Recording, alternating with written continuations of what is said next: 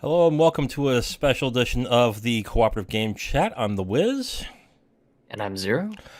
Zero, we decided to hold off on this one topic just because it went to totally different directions than we realized it would when we first discussed it. So the topic basically evolves around an article that we read on The Gamer. And the title of the article is Game Freak Needs to Take More Time with Its Pokemon Games. I think we both agree with that. Oh yeah, definitely. Right. And it definitely shows with stuff like Sword and Shield, and then even the more recent Pokemon Legends Arceus also shows that it could have probably used more time in the oven to get just great. Yeah. And I want to give credit to the author. His name is Jade King. And let me see. I'm guessing, yeah, Jade King is the name of the author of the article, who who puts a good case that this is the right thing to do for Game Freak to maybe take more time in its next game. And again, we agree with that. So why did it devolve into something different from there with our conversation? And we'll discuss that in a minute, but let's dive into the article a little bit. And basically, the article. Read the article if you really want the main gist of what is being said here. But the article basically says the quality has gone down. Obviously, or not that the quality's gone down. It, it basically, yeah, it's just too soon for a new Pokemon game at this point. Because most of the Pokemon games, if there's been one, every generation was on one Nintendo console or one Nintendo handheld. Like the original was the Yeah, original Game Boy, Gold and Silver was Game Boy Color. I think it wasn't until the Game Boy Advanced era you'd have multiple Game Boy or multiple Pokemon games on a console because Advanced you had Ruby and Sapphire, and then Mm-hmm. Leaf Green and oh Fire God, Red. and Fire Red. But Yes, those were remakes. Just to be clear, yeah, though, the I kind of don't count that, but you kind of have to because it does take development time. yep. And then on the DS cycle, you had uh, Diamond, Pearl, and Platinum. Then you had the Gold and Silver remakes, Heart Gold and Soul Silver, and Mm-hmm. then uh, Black and White, and then Black and White 2, if I remember my chronology correctly. Hmm. Oh, that's right. They did, and we're kind of not counting the ultras and Ultra Sun and Ultra Moon that happened on 3DS. Pokemon XY was 3DS as well, so that's another one. So they have been doubling up on a console since then too. So this is not a new thing with Game Freak. Um, the what we lingered on in the conversation, um, which took us a lot of hemming and hawing, about 40 minutes of going back and forth, is the business would not allow it to take its time. Yeah, it just seems that um, uh, there is possibly some sort of financial motivation to keep pushing the Pokemon games on a yearly basis, Mm-hmm. and to I'm assuming keep Pokemon as a game series in fresh in the minds of gamers, young and old. At least that's what it seems to me on a casual outsider sort of looking from the outside in. Which you would think with how the property is. Excuse me. With how the property is, you have cards, you have cartoons, you have plushes, you have all this stuff. You think they'd be worried about saturation at some point, but Yeah, I don't think it has had a saturation point in its 25 years. Is it now that, or is it 30 years? I think 25 because last year was the Pokemon 25 Mm, anniversary celebration. right. And they have mobile apps and all these different things. You think they'd be worried about saturation, but it just it seems like very few properties is saturation proof. People will just want more of it. But yeah, just the the Pokemon brand is sort of a Goliath just in the amount of just as merchandise, media, and um, forms of the IP that are not strictly in video game form, such as the card game, like you mentioned. And then Hmm.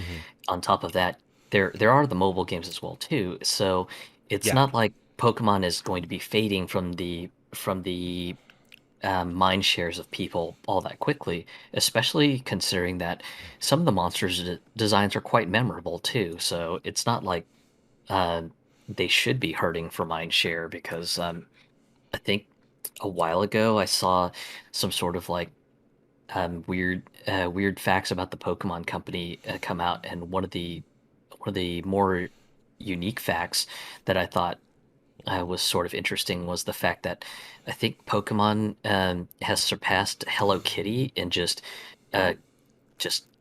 uh, complete in the complete financial view of things in the revenue that would sector, have I think. surprised me. Yeah, and it was kind of one of those things of me. I've always had the lens of Pokemon being just a video game series, so it didn't sort of click with me. But then, when I sit down and think about just the merchandise empire the game series has as a whole, and I'm just like, okay, actually, that does make sense. Hmm. So yeah, it's like Call of Duty in a way. Call of Duty is in saturation point right now. Oh Um, yeah. it's been for I would say a decade. um, they can take a year off. They can take 2 years off. In fact, for any kind of, I mean, Pokemon can take 3 or 4 years for its next thing, and hopefully improve in a way. It's its fan base doesn't seem to care that the graphics and the technology in the game is not so hot. So, but if you would improve it more and make it more of a more eye catching and more one of the few times I will say graphics is going to matter in this one, but if you take the time to improve the technology,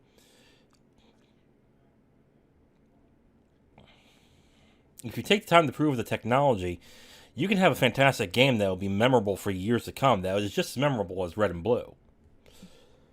Yeah, and uh, also to sort of piggyback on that, um, they really should consider having some of the third-party studios do stuff because a great example of a game that was branded with the Pokemon brand name, but absolutely looks phenomenal on Switch, which is saying a lot considering how old the Switch hardware Mm-hmm. is, was new Pokemon Snap Oh yes.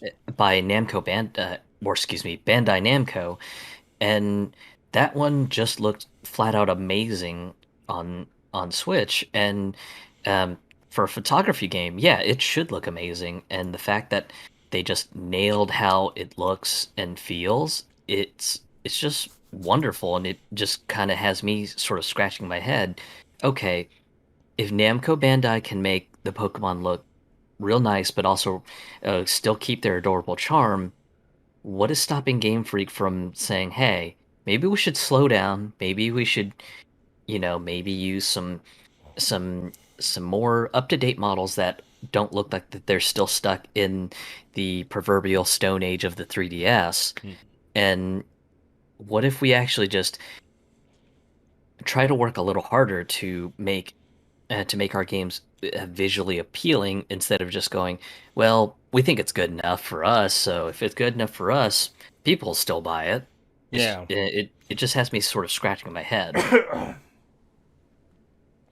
Like if they would, like you said, if they would partner with a third party just for the graphics alone, they may have something truly special in that, and that might be the problem. They don't want to share the revenue, so that might be a reason why they won't partner with a third party on a main game. But they'll do it for new Pokemon Snap, or they'll do it for or Pokken. Pokken was also a decent looking game. The fighting game. Yeah, and coincidentally enough, that is yet another Bandai Namco Oh, no joint. kidding. No kidding. Oh, that's right, because that was made. Wasn't that developed by the people who did Tekken? Yep, it was developed by the Tekken team with, I believe, Katsuo Harada overseeing the project development. No, okay. So yeah, just literally made by the Tekken team. And that, and this is the core problem with not only with the Pokemon Company. Oh my god. With the Pokemon Company, it's the games business in general. The business side of gaming is too ever present and too powerful that the artistic side has no chance of innovating, and it stifles creativity. So, and we're not Pollyannas here. We understand that you have to have the business in order to make the artwork. We get that. But too much now. We're seeing, and we've all complained about it. So many sequels. Games look the same. Games feel the same. It's the creativity is gone pretty much, with maybe one or two exceptions. And you could say that the oh god, you can say that the indie scene is helping with that, and yeah, to a certain extent, but but we as gamers are so used to looking at the big, the better, the beautiful, that the indies still don't have a chance, except if it's such a darling like Stardew Valley. It has no shot of getting into the zeitgeist. You may have a reviewer like gush about it, but that's it. That's all it's going to get. And our press, or the press that's out there right now, is so ineffective when it comes to championing the gaming industry to a certain extent. You're not supposed to be an out champion to where you're a sycophant for the gaming companies, which they are right now. But no one trusts them, except for like maybe a few YouTubers. Nobody trusts them, and they only use their reviews as validation to how they feel, rather than saying this person who I trust or I vibe with or who I feel is an honest actor is saying this game is worth trying out. I'll try it out. Very few have that kind of sway anymore. Yeah, and Unless I'm wrong and you've got a few. yeah, I mean it's really hard to sort of take a lot of the professional video game press for face value these days. Yeah. I think really one of the few people that I still am able to read a little bit every now and again is Jason Schreier, formerly of Kotaku, but I Mm. believe he now writes for Bloomberg Right. News under their video game label and everything. Yeah. He's good. I don't like his personality too much, but he doesn't really have one. But Yeah. he is good at his job. I will give him that. Yeah, the few times that he does reviews, usually I take it as sort of like his own perspective. I don't really a sort of take stock and say, "Hey, he validated my opinion or not." It's more kind of a, "Hey, you know what? He brings some very unique criticisms about this game. He's in this particular review, he likes game X, but it's great that while he likes game X, he also provides some good counterpoints on, hey, this game is rough in these few areas with video game studios patching it. Who knows? That might change, that might not." And it's kind of like, hey, you know what? That's kind of cool of him.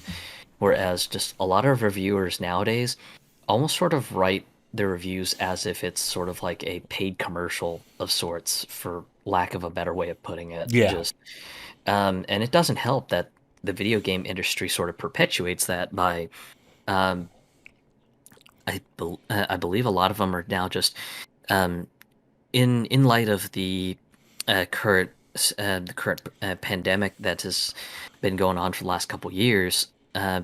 They've been sending reviewers free copies digitally now because it's so easy to go digital. But previous to that, a lot of reviewers would go through sort of a um, song and dance of just being isolated in like a hotel room, Yeah. uh, servers being hooked up to like the hotel's network, so things like multiplayer would run ever so flawlessly, or be imperceptible to maybe more real world conditions and things like that. Or you're So, MDA'd just talking about certain things in the review until a certain point of time, which there still yep, are. yep. So I mean, you've got stuff like that, which is a little bit irksome, and uh, it just it's like you said, it just stifles the the genuineness of the review, and it's a bit unfortunate because just of course when the embargoes break, these reviews that are essentially NDA to hell go up, and of course all the initial sales happen during the first 1 to 2 weeks of the launch period. And I I'm making a speculative guess here. Most of those NDAs don't expire until maybe a by the second week of launch week. So at that point, they the video game reviewers, if they choose, can go back and sort of do a post mortem on how they feel and say, hey, now that the multiplayer's launched, we feel it's crappy, terrible, unoptimized, whatever. But at that point, the the major sales period of the first 2 weeks of release has already come and gone. Yeah. The the game studios taken the money, the retailers have sold their copies, and the money has left the hands of gamers. And it's unfortunate, but ultimately the gamers suffer. Well, And the gamers suffer too, but it's on their end too to a certain extent.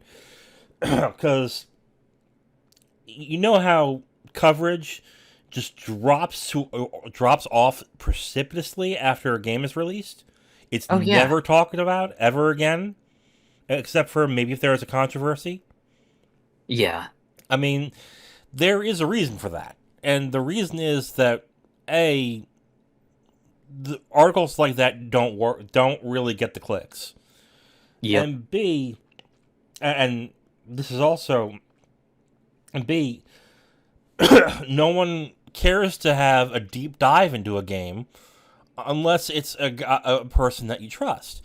There's a YouTuber by the name of ACG that does in-depth walkthroughs of games. It's called Walk the Walk, and he talks about different elements of games in a very granular way, and he does it very well too. And since I have watched his reviews and I trust his opinions to a certain extent, I listen to them and I enjoy them, and I wish more would do it. The problem also is, and we're picking on the press, of course. Easy to pick on. Look at the people they hire. They hire fresh out of college journalism or uh, liberal arts majors to do reviews and news, and then the when they get the what do you call it, the experience to be better, they look for jobs in the gaming industry. Because, and I'm assuming, I'm not going to say it's nefarious. Some of it is a little like scummy, but it sounds like these multi-million these companies, these media companies, are not willing to pay them. So because they're not willing to pay them, the ones that are decent at least move on, and they go and get money, and either they do what, let's say, Kind of Funny did, which they made their own media group. I hate Kind of Funny. Don't I'm using them as an example. Or they move and become or they move and become coordinators for studios, and it just seems so. It doesn't help that every 5 years there's a reset, and we have another fresh-faced 18-year-old or 22-year-old who, let's face it, as good as a writer you could be at 22 or 23, you're not as good as a writer as you will be at 30 or 40. And a large audience that a large audience that is untapped for the games media are people between the ages of 30, 40, and 50. Because if you read IGN and GameSpot right now as someone our age, I'm not sure what your age is. I'm 39, heading 40. Um, it's kind of embarrassing to actually read it, because it it's there's no flair to it. There's often spelling mistakes. There's often grammar mistakes. There they say the same things over and over and over again. Now, that said, that's tough. It's tough to say the same things over and over again and make it seem like it's different. That's what makes good sports writers. Sports writers have to talk about the same things over and over again, but they do it in a way where it's still interesting. So that it is possible, but when the talent there is gets churned out, or are not that good, let's Yeah. they're just not that good. If I'm being mean, I'm being generous by saying they're getting churned out. The honest truth is, the IGNs, the GameSpots, the Kotaku's, they're not good. They either have an agenda that they're gonna thrust upon you that you don't care about, that is not important to the review itself, or they just God, or they just throw in their opinions on something other than gaming, to a point where it's like, why are you in gaming? Why are you doing this? Get into politics if you want to get into politics, or get into whatever social issue that you are passionate about. Be you. Do that. But why are you doing this in gaming? Why? And the reason is because gaming has been the epicenter of politics in the past 5 years, which happened with Gamergate. So, Yeah. and we can go on with Gamergate, but that is antithetical to what this discussion is. It just seems like in when we talked about this on Tuesday, I laid it squarely on the media, because the media, and I look at it because I wanted to be a film critic when I was younger, and I looked up to Roger Ebert, and I love Roger Ebert as a writer and as a reviewer. And he was important because, and I believe, and some may balk at this, I believe you wouldn't have had the 90s indie renaissance without reviewers like Roger Ebert, because they would point out how amazing these movies were. You have to see them. And with that critical buzz, studios were willing to take the shot and make a wider release of movies like Pulp Fiction, Reservoir Dogs, Clerks. I can go on with others, but that you get the point. You would Yeah. have these champions that people trust, and they would, and it would make the business. And by doing that, more of the business side would say, we might want to take a chance at these riskier films or these riskier games. So they could deal with maybe some uncomfortable topics that need to be discussed.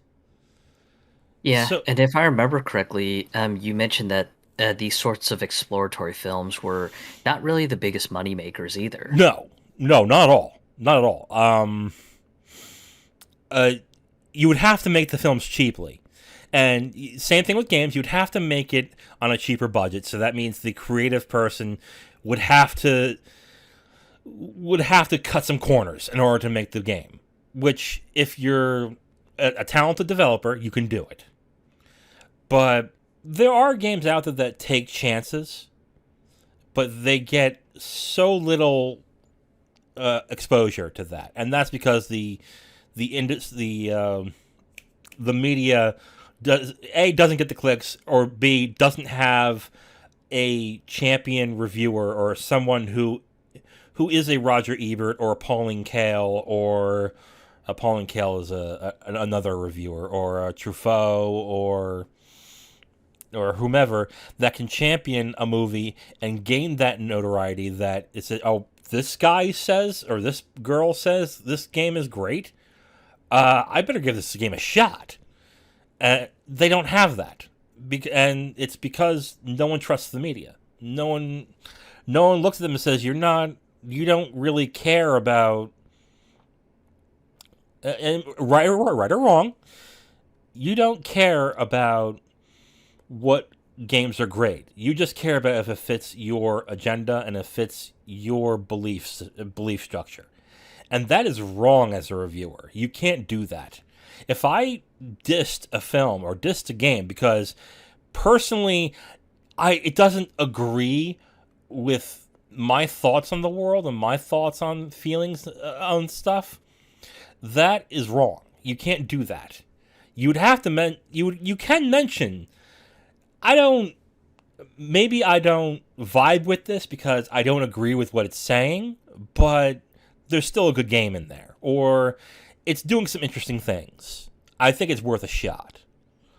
You can do that, but it's so agenda driven now. You can't.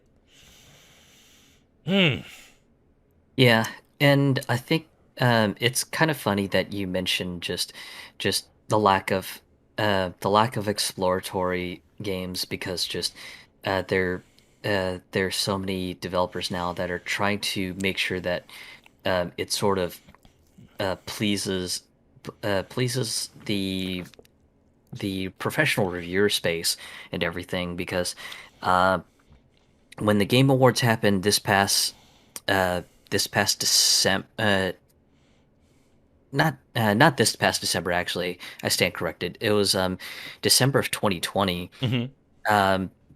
That's where your Sekiro one, right? Um no, I don't. I think Sekiro was 2019, Oh, but okay. I think 2020 was Last of Us 2. Ugh. And of course, just um a lot of people were just like, wow, just there were so many other great games that you could have picked, and you picked The Last of Us 2. It was and purely agenda driven. And one of my close friends, she had a great way of putting it, and she's more of a movie and TV show person than I am. Okay. She was just like, "Wow, you know what? This saddens me to see Last of Us 2 take the win for the Game Awards, because this is like video game Oscar bait." Yeah, it And is. I I had never heard of the term, and I was just like, "Oh my goodness, holy cow, that makes so much sense." Just something that is just custom made to just uh please a particular panel of critics, and Yeah. make sure that it just hits that criteria specifically on the head for those critics. And then um, once it does and it gets all the awards, then you can just milk further sales of the game to say, "Hey, did you know this game won the Game Awards for this year? So yeah, you should buy a copy for yourself. Maybe buy two so you can give your friend a copy or something." And your friend's right. They're making the same mistakes the Oscars have made for the past few decades now. It was always with the joke was with the Oscars, old white people, period piece movies, and movies about movies would always get nominated for Oscars and most likely will win. And it, for a long ass time, that's how it was. That's how trash, like Crash won. How mediocre movies like The Artist won. I'm getting into movies too deeply, so I'll stop. But they're making the same mistakes. And this is not a I didn't agree with it, therefore it was wrong kind of mentality I'm having with this. They clearly have a bias, and the game's press has a distinctive bias, and the fact that the Game Awards is relying on the press to get these awards, because that's what the jury is in the Game Awards. It's press. It's all press. No Yeah, I think YouTubers, no influencers. Not that I'm really a fan of influencers, but nobody that right now has the trust of, let's say, the common gamer. They don't. yeah, and I think it's just more of a shame, really, in the grand scheme of things, that um, because there's so much focus on sort of trying to sweep the game awards and everything, that games are starting to lose, I guess, creative diversity is what you could possibly call it. Okay. Because like a lot of games just tend to stay safe, or tend to sort of iterate on maybe a game that was successful in the past, and Mm. maybe try to do something new with it. Great example would be um, like the Assassin's Creed games. Ever since they sort of had the reboot to the whole new Witcher style RPG concept, Yeah. that when Assassin's Creed Origins came out, and everyone had just been won over by it, and was going, "Hey, love this new RPG direction." Was never too good with the whole stealth action game angle that the past Assassin's Creed games has. Yes, please, more of this. Okay. Just they sort of went on this whole like bender of, okay, well, since people like this, and this seems to get all the praise and adoration from gaming press. Let's just keep iterating on this formula, and then soon enough, of course, Far Cry 5 and 6 would sort of get some of the systems and things that were from the Assassin's Creed games integrated into their games, and then so on and so forth.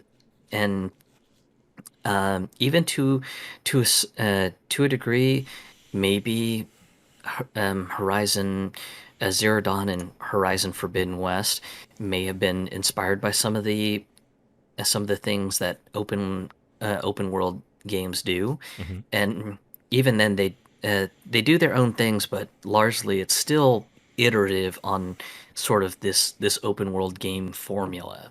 Yeah. And when people say yes, more of this, I don't think they're asking for more of this in a year. I think they're Yeah. asking more of this, more of this, but iterate on it. Give us more of it, but continue improving, which most big companies don't do. They put a new coat of paint on it, and they may improve some things that people have. Like, I think for Origins, for example, because I played Origins, the loot was meaningless in the game. It didn't. It was only a random number generator, and you just have a new. Oh, here's a new axe. Nothing different about it except it has 2 more points. Okay, I guess I got rid of this one. No, there's no attachment to the loot at all. Yeah. I don't know if they improved on that because I didn't play the other two, but I've heard with Valhalla, it's basically quest vomit, where you're just doing all these different quests and all these different things to an almost unsatisfying conclusion. And some people are happy that they're building more on top of Valhalla. But others were like, stop, I played Valhalla. I'm done with Valhalla. Please stop. Just stop making it a game. Make a new game, but make it better. Just stop, please. And it's part of with art. Okay. And I look at movies as art. I look at film as art. I call them film. Movies are, anyway. Film is art to me. Just like books, just like painting, just like plays. And games are art too, but games are art in a different way right now because they're artistic in their execution with their systems and with their architecture. I'll put it this way. I would not tell a general person about a movie that I loved because movies have earned that cachet that, yeah, there's some artistic movies. Yes, there are some, there's some heavy movies out there that I would say this movie made me cry. This movie was just so touching. Or it really made me think. Like, you can have that. You don't have that with games. You don't. With maybe a exception that I can remember in the past 10 years. And that's gone, for me, it's gone home. Like, that's the one exception I can actually say where that game gave me a visceral emotional reaction when I played it. And the rest is just copy paste story, copy paste characters, copy paste plot, and the rest is all mechanical. Games are an art, but you're not going to get the mainstream to look at it that way without doing something different, without taking risks, without getting into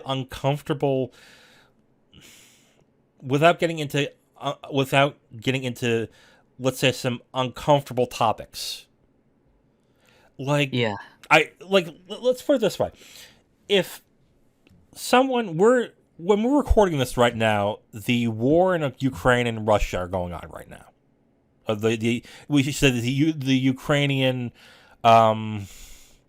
Ukraine is basically getting usurped right now. Russia is trying to take it over. It. Yeah, they're trying to take it over. If someone had a powerful idea for a game that would talk about this topic in a way that would make you think, the press would excoriate it and call it insensitive, and it shouldn't be made. The press that is supposed to be defending the artists to say, no, let's give it a chance, would right now, and without fail, would say that's too insensitive. How could you do that? That is in poor taste. Sometimes you have to be in poor taste to have a powerful message. And I'm going to use a film. One movie that did that was The Great Dictator by Charlie Chaplin.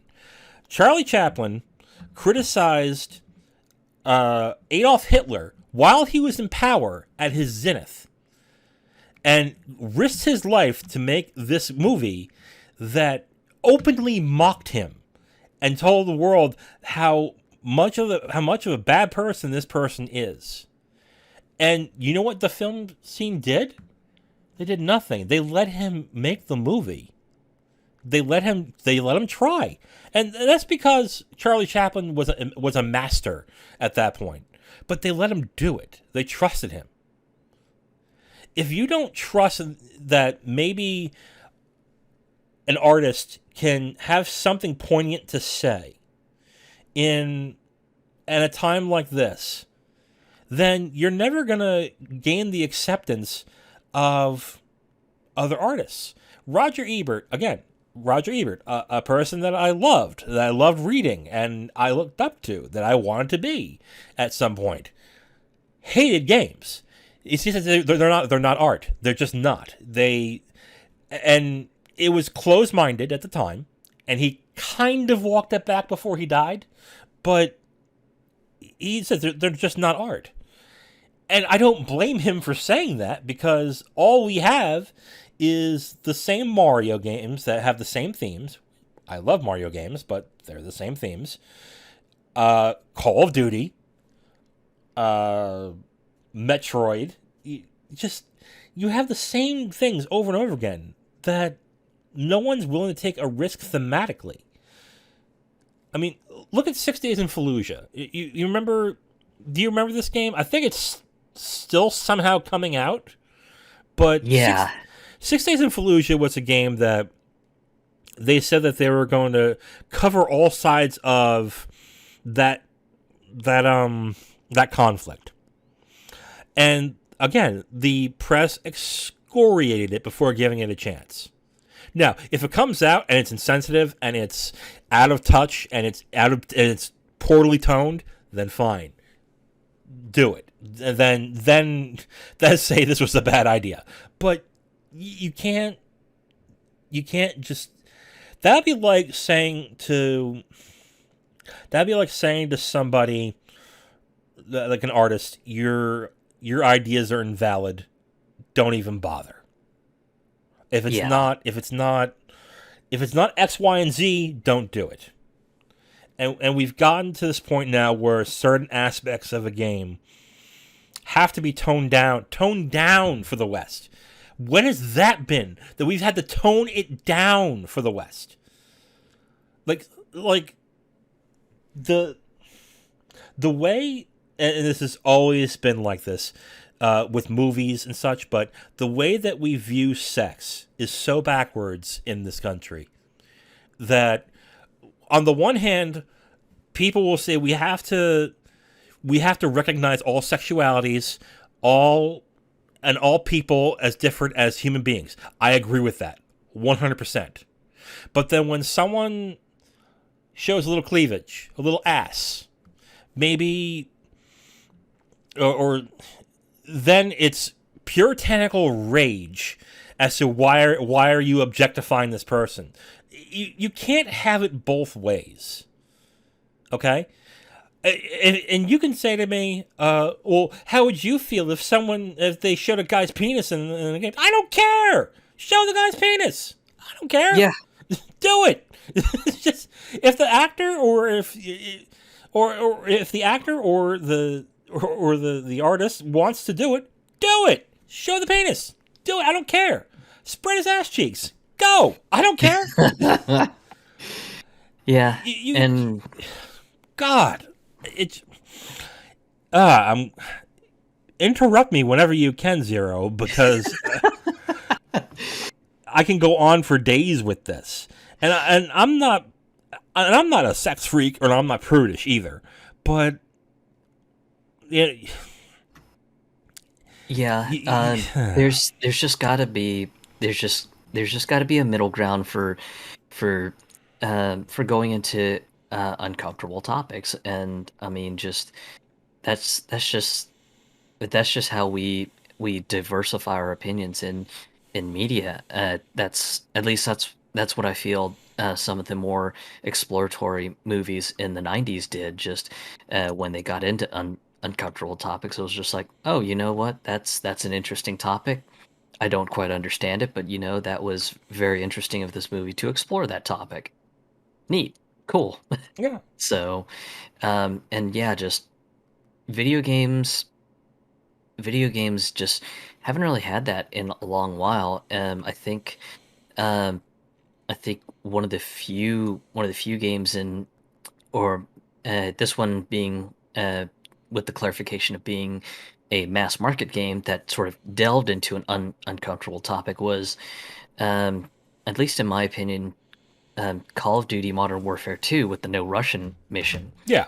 That was a really uncomfortable mission. And if you look at it, it's silly too. But yeah. Yeah. I mean, if you look at it from the outside, yeah, it's completely silly. But Yeah.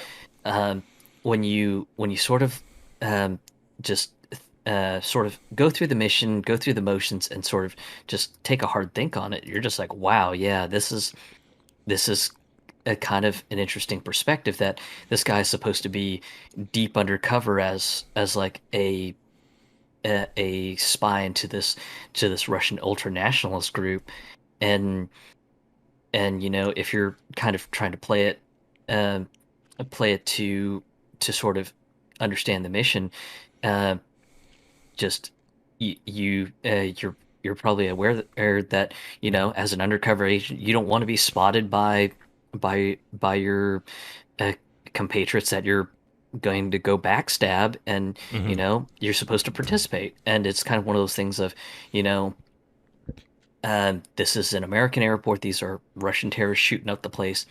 The the character you're playing is an American, but he's going undercover as a Russian, so he's got to gun down his own people, um, and sort of play it off that he's shooting up people in cold blood, and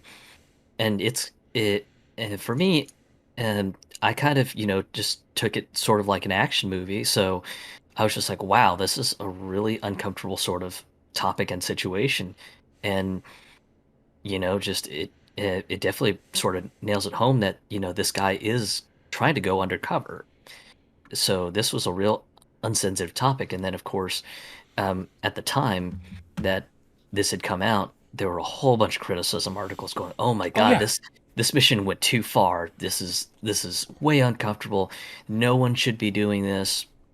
This is terribly insensitive," and just all sorts of really, really, really browbeating criticisms over the mission. For people who call themselves progressives, they don't progressively think about the media enough.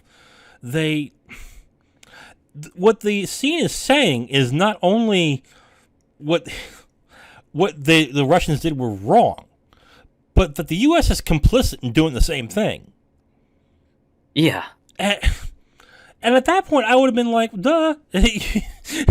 Just, that, to me, I would be like, "That. That's a powerful. That's a. It was done not so great, but it provided a message.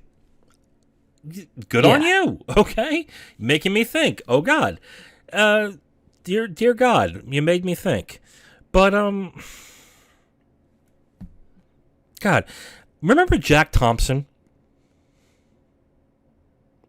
yes, Okay. For those who don't remember Jack Thompson had a wild bug up his ass about Grand Theft Auto 3. He was an attorney in Florida who tried to make a name for himself politically by denouncing video games and wanted to get them banned, specifically Grand Theft Auto 3. Um, what he basically argued is because you are interacting in the game, it is therefore more damaging to the person that's playing the game, such as a child, that it would warp their view or their viewpoint on things, and be a danger to society. I would never think that in a media that is supposed to be for an art form would agree with Jack Thompson, but that's what the media is right now. The media agrees that there's certain things you should not touch in a game, that you should not play, because it's insensitive, because it could hurt someone's feelings, it could trigger someone. Listen, there are things that trigger me, that give me a bad reaction, that I personally do not want to play or do not want to sit through. Okay? That does not mean that it should not be explored, because other people can handle it. Other people may be able to decipher something out of it. And hell, maybe if other people can look at it and say, it's not that bad, or it's done tastefully, or it's done in a way that invalidates the attacker or invalidates the person who's doing wrong, then maybe I can watch it. But I'm not going to sit here and say because I'm uncomfortable with what you're saying and what you're doing that it shouldn't be done in the first place. That's wrong. That you can't. There's a God. There is a movie that I watched when I was 19 that I had a massive panic attack in, called Irreversible. I don't know if you ever heard of this movie. Have you? Or you're not a big movie buff. No, No, okay. definitely not for Western movies. I mean, This is a in French movie. yeah, because I was gonna say most of my love for movies are just small art house pieces or Mhm. some of the movies that come out of Asia. So, but that's another point. Go on. Okay. Irreversible is infamous for having a rape scene in it. Now, there's movies that have rape scenes in it. And rape scenes in most movies are done quickly. They're done within 30 seconds to a minute. Most of the violence is implied. They don't show the actual act. Most of the times, I know there's films that do, but they show the scary parts of it starting and they cut away. Irreversible had an 11-minute rape scene that showed the Wow. start, the middle, the end, and what the rapist did to the victim at the end. And did it with Wow. no Holy music. cow. It did it with no music, no background noise. All you heard was crying.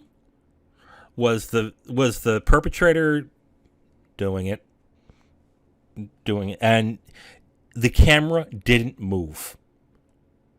It is an upsetting scene. It is just, God, I could not handle it. I had to leave the theater throughout that scene, and to this day, Yeah. I haven't watched the film since. Now, Yeah, am I going to sit that's a here tough and scene. am I going to sit here and say that's a terrible movie? No, because I didn't watch the rest of the film, and I had no interest in doing it because of that scene. I was done. I couldn't handle it. I stopped, and I'm like, okay, I can't see this. I can't watch this. I can't sit through it. No, I'm not doing it. I'm the same way with extreme violence. I can't watch extreme violence. Um, and it's kind of interesting with regards to that too, because it's like I'd said in the beginning of this discussion. Just it's really sad to see that there really isn't much that gets into the uncomfortable weeds as far as subject matter in video games because of a lot of a lot of the games being just so custom tailored to make sure that they get great reviews from a critical panel, Hmm. such as the Game Awards. Yeah. And at the same time, there this is more of a problem with sales platforms on PC than it is on console. Hmm. Some games that do get into the uncomfortable topics, unfortunately, do it in poor taste. Like, Yeah, that's true. That you uh, can't deny it. because I think that there was this school shooter game that was thinking of trying to launch on the Steam store, but when the Steam store saw all the controversy it was pushing, I believe they declined to approve the game to be sold on Steam. Hmm. And Which, in a libertarian sense, you kind of want to give it a shot. Maybe it's not that bad, but if they're advertising it and it's in poor taste, it's kind of hard to defend them and say you don't know if it's in poor taste if you haven't played it. You know, yeah, like I'm all for defending that person to make his game and for it to be released, but even if you're playing in poor taste, it's kind of hard to defend. yeah, And that's and another problem too. That's a lot of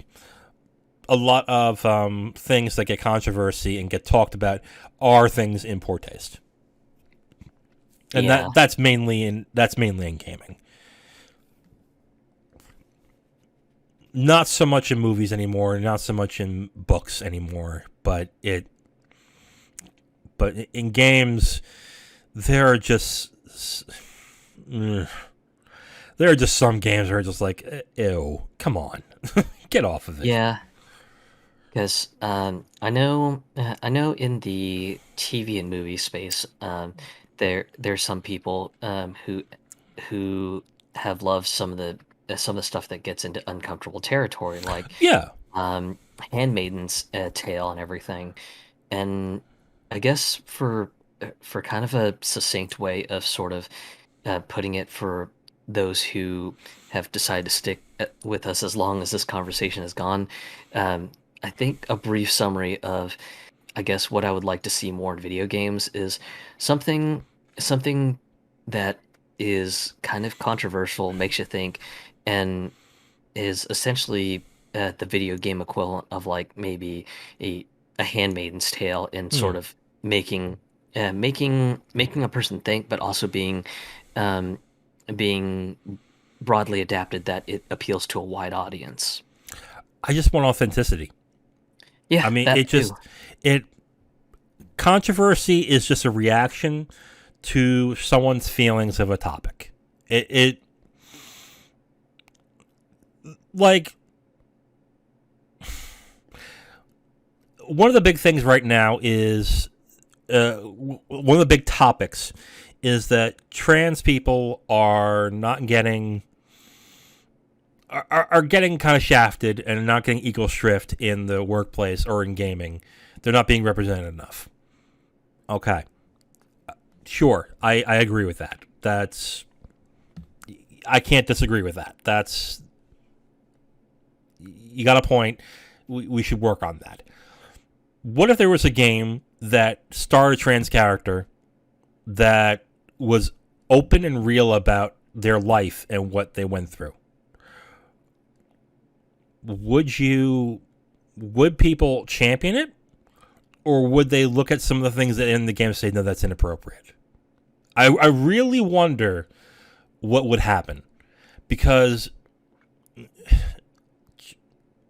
trans people, on top of being of having the issue of their sexual identity or their actual identity, the problems with that and the mental problems they have with that, they're more than likely to be victims of assault or sexual assault, or they're more than likely to be ostracized or made fun of. Or if you were real about that in the game,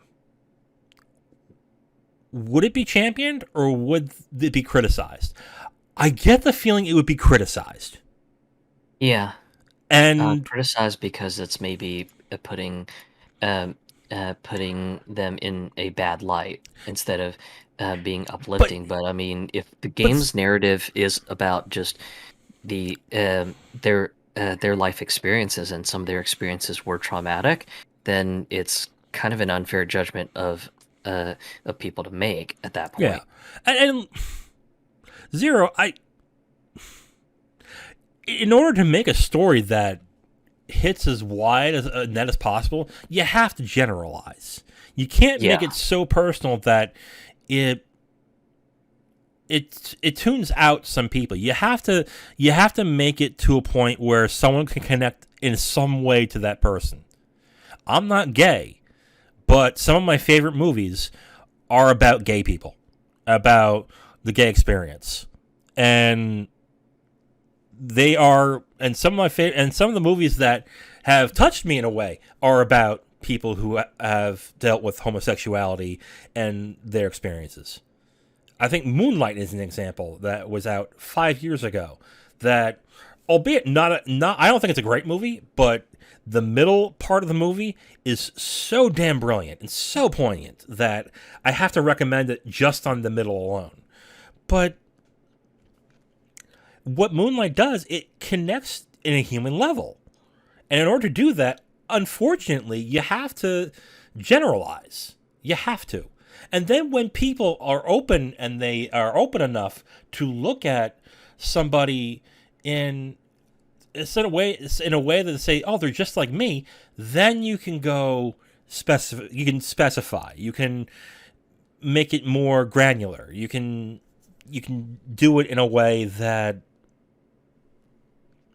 that maybe is a little not uncomfortable, but requires more thought to connect with a person. The moment I'm repeating, the moment you have to you say you have to have it this way or else it's incorrect, is the moment where you stifle someone's creativity and stifle someone's creative process, and it becomes not worth it because it's not authentic. It's not. I hate to say it's not worth it, but I would imagine for the artist who has an idea, it would be draining. It would be absolutely draining for someone to say, "That's a great story. We should do that, but you can't have this, and this in it." Yeah, Just at that point, it almost becomes self-censorship that, due to uh, just uh, creative constraints, that they're having to curtail how they want to sort of draft out their vision, for lack of a better way of putting it. And unfortunately, just um, with with uh, with your example of things like um, movies that may be about a gay experience, or I'm sorry. yep. So with video games just being so almost, I want to say, drafted by committee now. Hmm. Um, I Yeah. just um, I just hate hate to presume this, but it almost seems like that creatives being forced to self-censor could end up negatively marginalizing the experiences of people who are not cisgendered and white Hmm. and all, with regards to your example of some of the more uncomfortable movies that have been out there, or that have sort of gone into to sort of uncomfortable territory, and also not being huge money makers either. That just, with the games industry so hyper focused on, hey, will this game make profit, and if it makes profit, how much profit?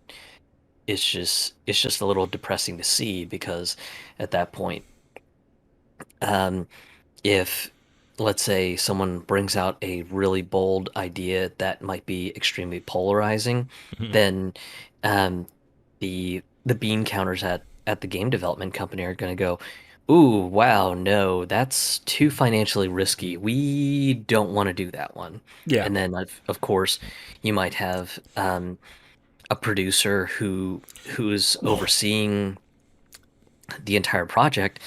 They may end up kind of um, going through going through the list of past Game Awards winners and going, "Oh, just, I love that story too, but we're not going to go with it because that's not going to win us the Game Awards. We have to go with Or, something that will win the Game Awards." or the audience isn't ready, and Yep. the honest truth is, no one knows that because no one cares about the audience. They look at are reviews, Metacritic, sales. That's all they care. That's Yep. all they look at. They never.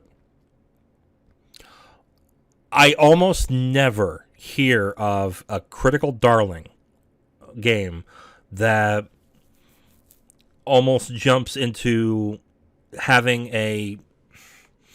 almost jumps into someone having a career, a big career, to almost their point they're an auteur, because the audience is so behind this one person that is creative, except for maybe Hideo Kojima.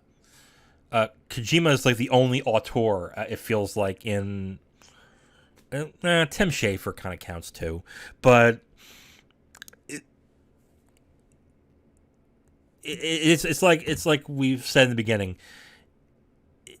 The artist almost doesn't matter as long as the business is the way it is right now, and you need to chip away at it. And with the press that we have right now, that doesn't speak for most gamers. They only speak to a subset, and a small subset at that. You're not gonna you're not going to get these rich experiences. You're going to get watered down, going in a certain direction, almost to a point where the stories will sound the same. And it's why it's partly why I refuse to spend $70 on a video game. I refuse to spend $60 on a video game most times because I think it's too expensive, and you're not giving me anything that's exciting. You're giving me the same things. I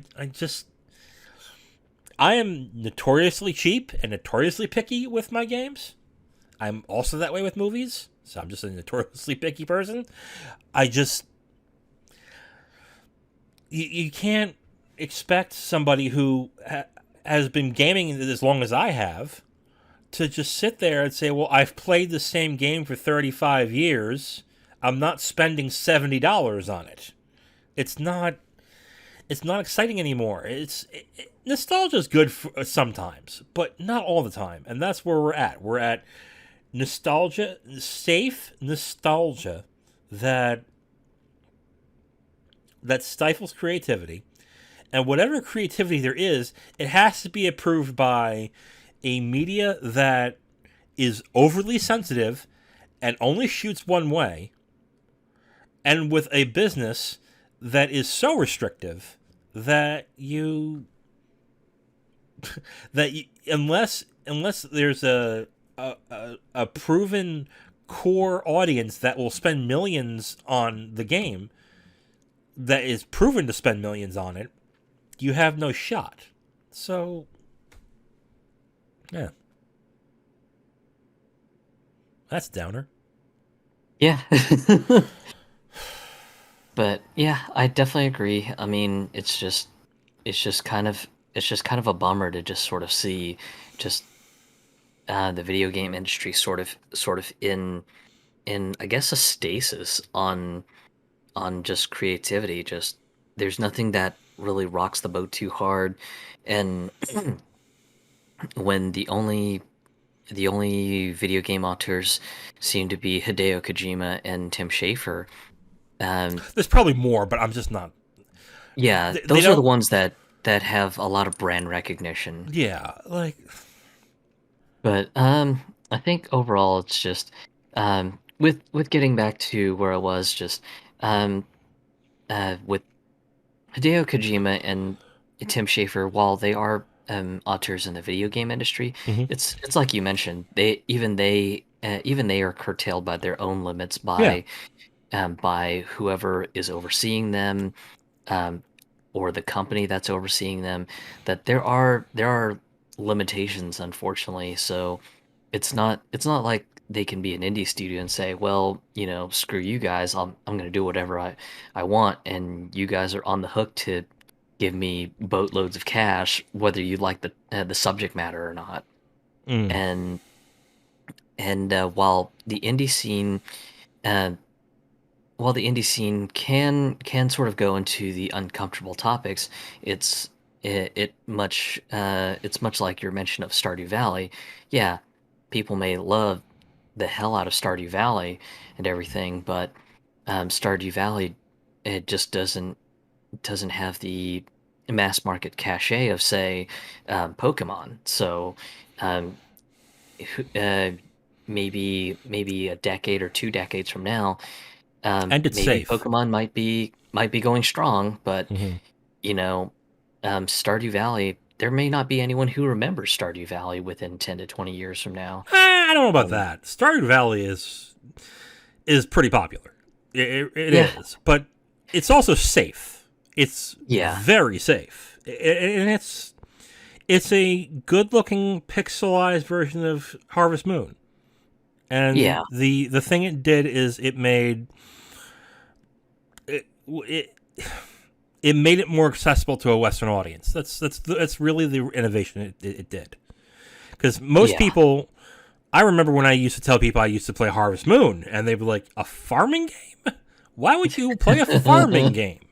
You hate being Yeah, outside. Why would you play a farming game?" So, I don't know. It's fun. I don't know what to tell you. But no, I'm back to movies. In movies, when you have an auteur, when you have somebody who is talented, like a Scorsese, like a Paul Thomas Anderson, like an Edward Yang, or just somebody who obviously has a great eye for making films. Of course, you want them to make big budget films because they'll make them better, and you'll get the money and you'll get the awards. That's what most people will think. You'll not only get money, you'll get cachet. And cachet is important. Cachet is not important in gaming. It's just not. It's not. According to the bigger companies, you could say, well, you can get some really good credibility by releasing this game that is a little tough, a little weird, but it's different and unique, and gamers will love it. But they'll say, no, it doesn't make enough money. It's not. There's not enough market share for me to justify making this game. No, I'm not doing it. And that's it. The business has a stranglehold on the art itself, and it doesn't seem like it's going to get decoupled anytime soon. Until, of course, the whole thing crashes down. And at that point, we're not going to have games in the first place. So. Yeah, and I guess that was where I was going to try to lead the discussion.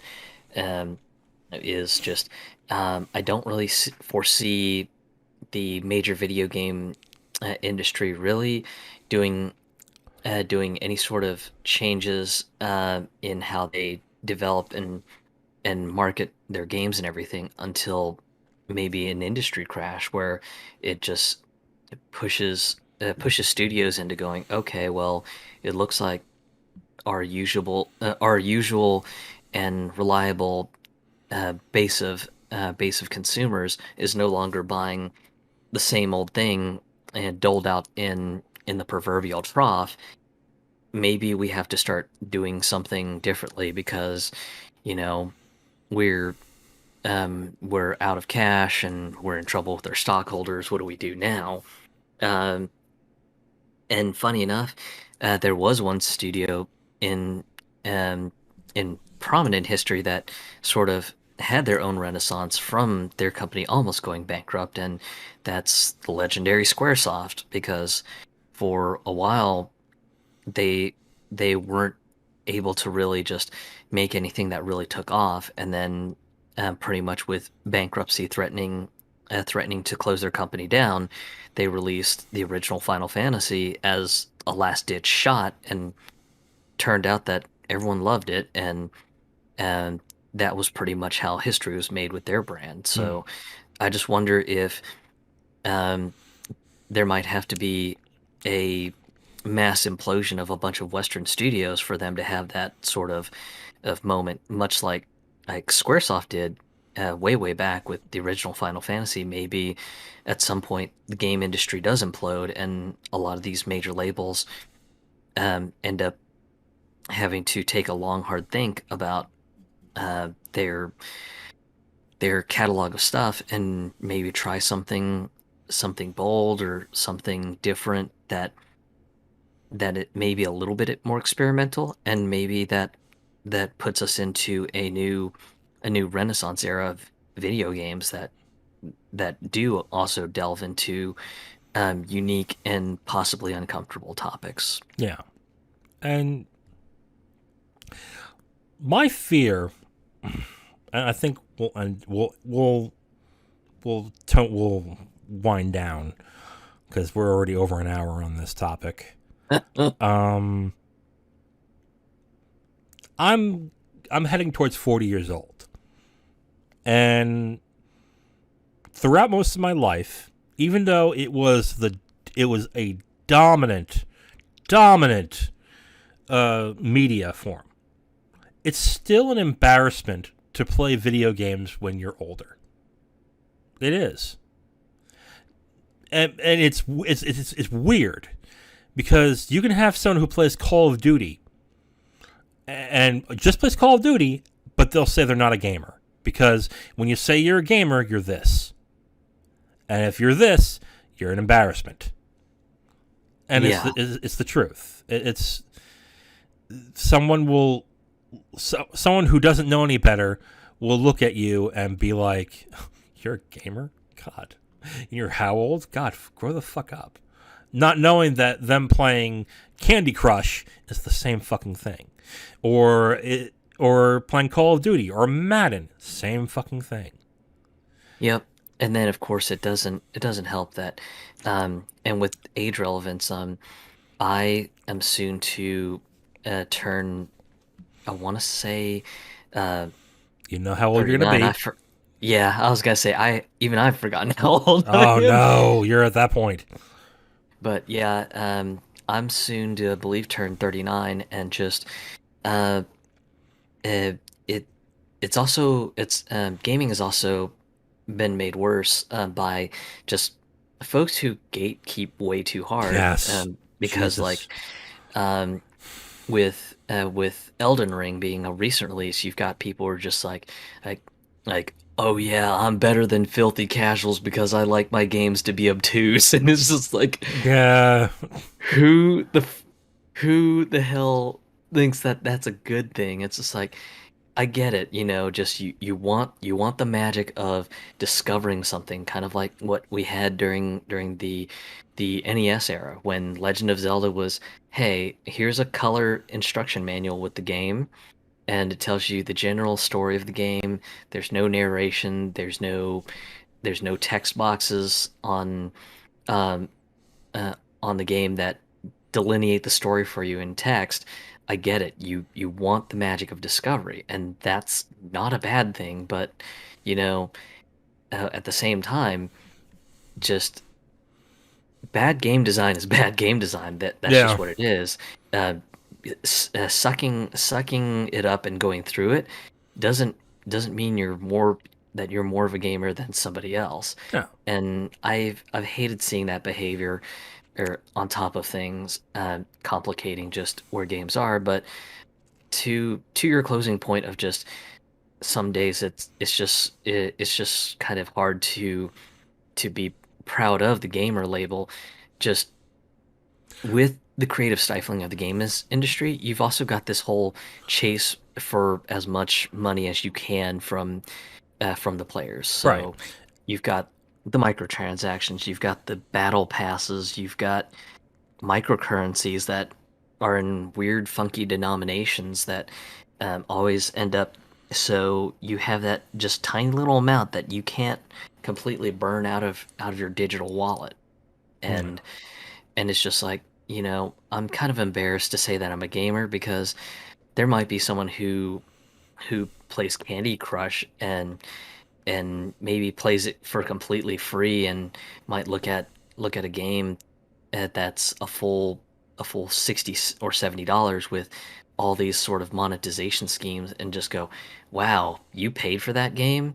Yeah. Wow, it's got all these features like my game of Candy Crush. Why would you pay extra on top of that $70? That's dumb.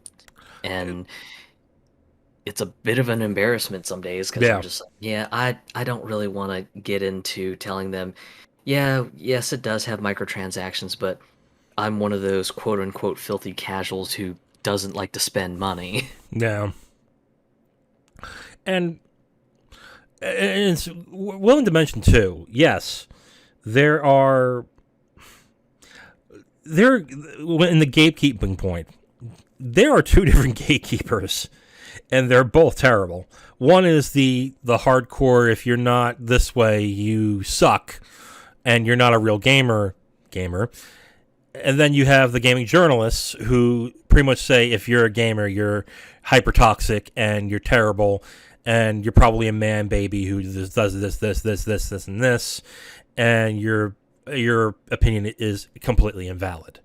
And unfortunately, that's kind of where we're at right now. It's there's no open dialogue because there's sides, and in some instances both sides are right, and in some instances both sides are wrong, but they're not willing to talk and they're not willing to come together, and it's just like this country right now, it's fractured to a point where we're just going to be siloed off into different sections. And unfortunately, the companies only listen to one side. And that's it.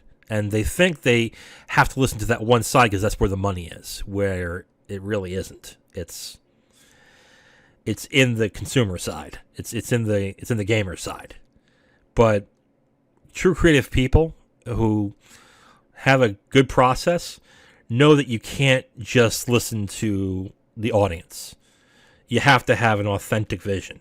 And with the way the business is, you can't be authentic. So I don't have a positive outlook on this or a way out, because it's hard to look at all this and say it will get better. I don't think so. I think the only way it will get better, and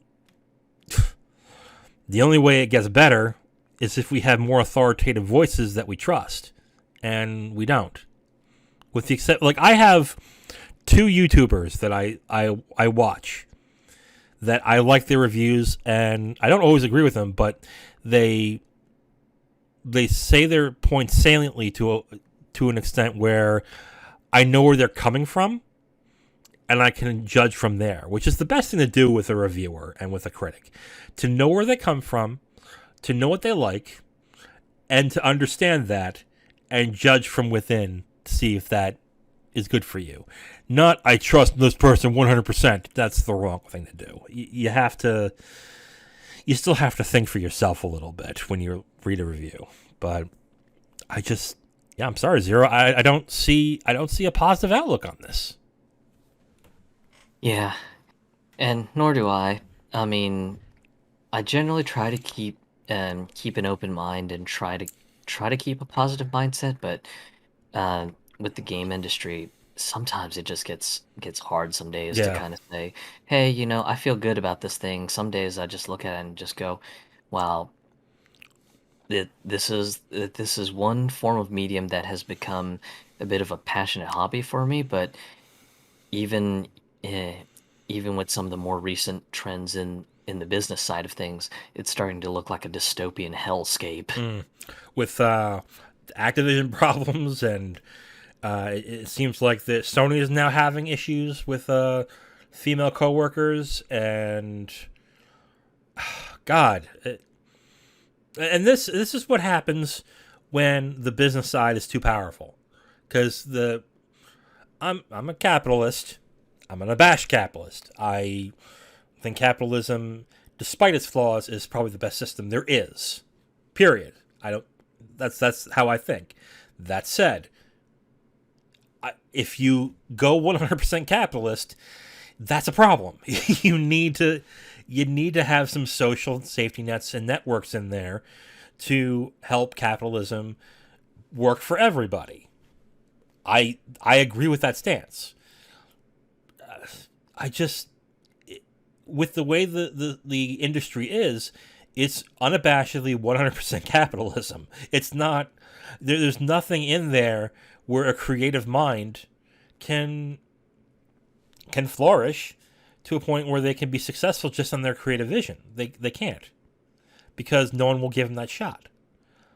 Even in the indie scene, you have to stick by certain things. It has to be pixel art. It has to be it has to be a visual novel, or there's certain things you have to stick by in order to have a good game that will sell in the indie scene.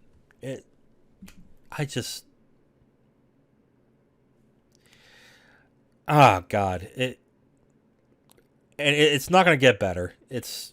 To me, it's going to get worse, and that's where. And I think that's the Stephanie Sterling, I should call her, because she doesn't go by Jim anymore. Stephanie Sterling, I think, have said this before. This industry will not change until it implodes itself, and I think that's true. I didn't think so at first, but I agree with her now. It just